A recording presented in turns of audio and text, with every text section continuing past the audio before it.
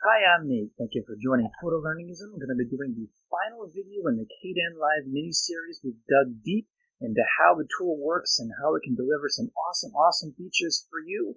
This is the final video. We're going to look at the audio workspace and dig into that. Let's do it.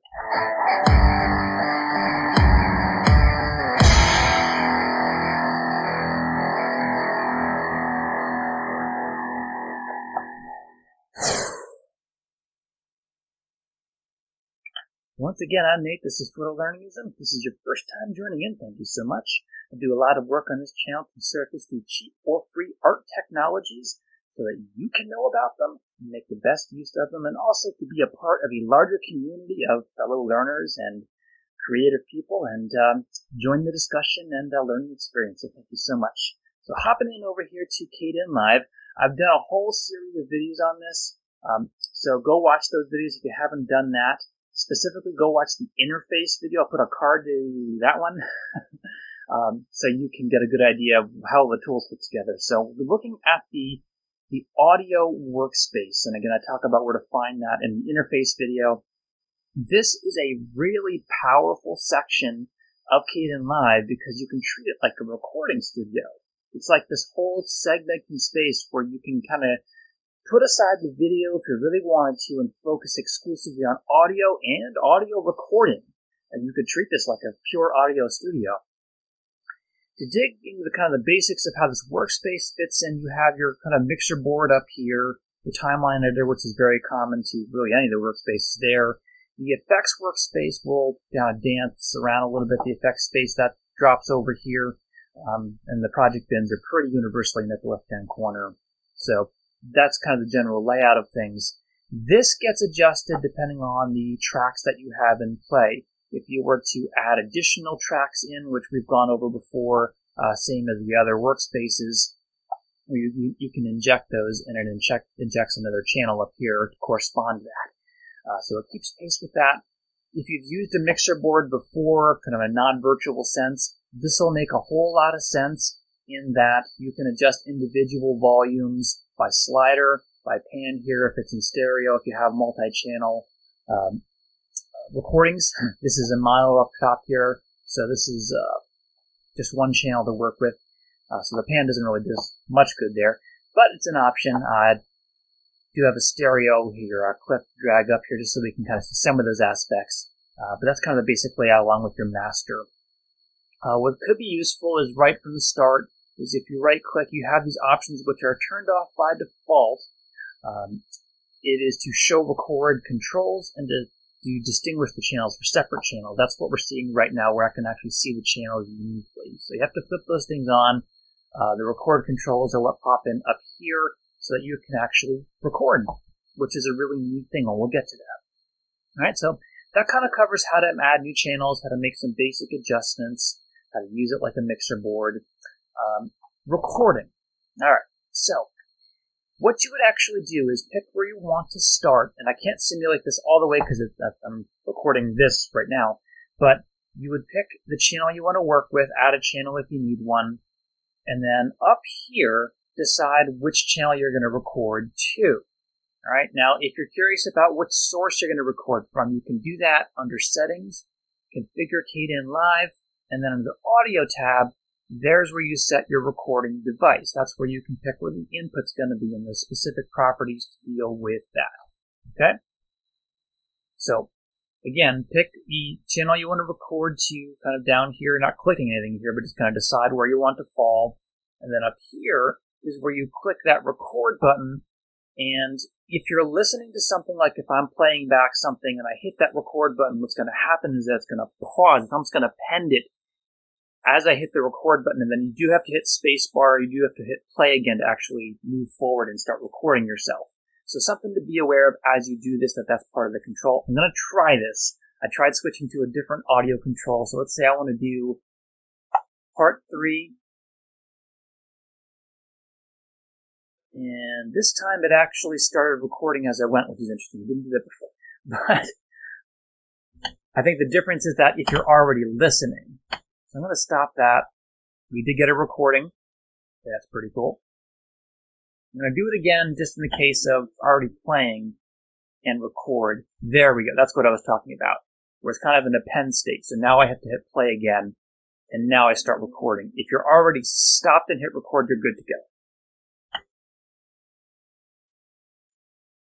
But still, that's really cool because you can punch in bits of audio as you're recording, whether it's from an instrument or your voice. This is the studio. This is where it happens. So from here, you can rearrange and retime it. We already talked about how to readjust the time scale from the interface video so you can get in real close by frame, make it very tight based on a waveform. Also in the interface video, I talk about how to show the audio waveforms. That's important too. But you can synchronize up based on the waveform, which will be really cool. So moving on from there, that's kind of the basic premise of how do you work with clips, how do you record them and line them up and adjust the controls up here, pan them in this case. What you can do from there is start bringing in some of the more engineering aspects of it, which would be, if you go over here to effects, doing things like keyframeable volume. That's important because you may have recorded something where it's a little inconsistent, like the microphone. Maybe I took just a little bit, took a step back, maybe I got closer, so I may have to adjust the volume a little bit if you're not using a mic that dynamically accounts for that. So that works just like any other effect. I did a whole video on effects. I'll put a card up for that as well. But again, using effect controls, and drag this out a little bit here. This is the effects timeline, and you treat it just like any other effect, except now it's just purely audio, in that I can create keyframes, I can make adjustments along with those keyframes, and you can see that getting enacted here. What's really cool is that I think by default it shows it on the clips, and I can actually change that right here on the clip as well, which can be a huge shortcut to doing that. Right? So volume is a pretty important effect to add in there, so you can adjust throughout the clip as you need to.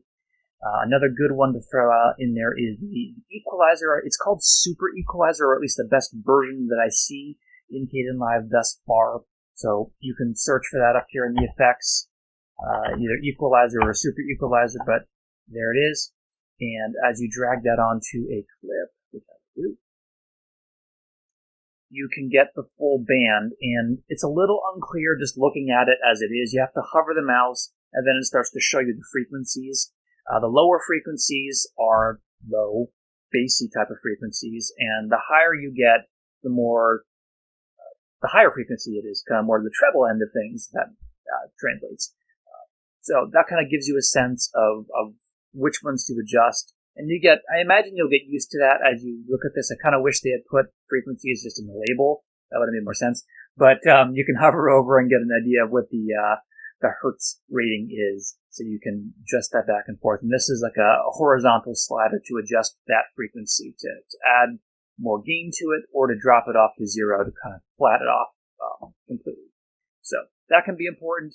I did a video once upon a time. I'll try to put a card to that too, about how you deal with kinds of noise in the background. You can use EQ to filter that out and do some really cool things. So check that out if that's something you'll be facing, you think.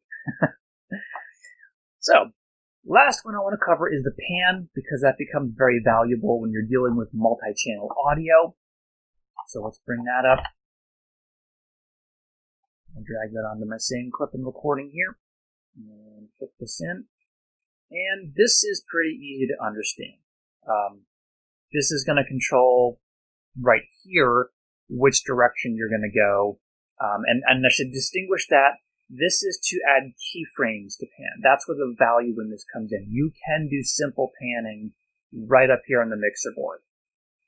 And you can do it numerically or by slider. So that is, if it's going to be a static change that you do, where I'm going to fully pan left or fully pan right, you can do that right on the mixer board. If it needs to be controlled and keyframed, and you need to implement changes that modulate throughout the clip, throughout the audio, then this is the way to go, using the effects. So you can add keyframes and you can make adjustments. And again, you can control that pan to the left or to the right. Left is up, right is down, right here, right on the clip. So it becomes very convenient to do it that way if you need to make those adjustments, or if you just need to change the balancing of sound. That may change as instruments come and go, as different kinds of sounds come and go, where you may need to separate out the channels and the frequencies so that they come across clearly. So that is kind of the basic layout of how this fits together and the controls. Again, this is a very powerful opportunity because it focuses exclusively on audio in the Workspace, and I just think it's so cool that it's another way you can use KDEnlive, different than you may have thought, and it offers just some incredible flexibility and power. So, once again, I'm Nate. This has been Photolearningism. I've really enjoyed going through this concept, and I hope you have too. If you've learned something new and you found it interesting, please give me a thumbs up and consider subscribing so you don't miss out on the awesome projects that we'll be getting to. This is the last video in KDEnlive. I know I've been focusing on that for a few videos, but I think we've covered most of the territory, and I want to move on to some other exciting things. So be sure to subscribe so you don't miss it. Also, leave a comment and join the conversation and ask questions, not just for me, but for the whole community, because I mentioned this is about people and connections, and I really want to make sure that that's a focal point of this channel. So join in. Don't miss out on that. Thank you so much for watching. See you at the next video.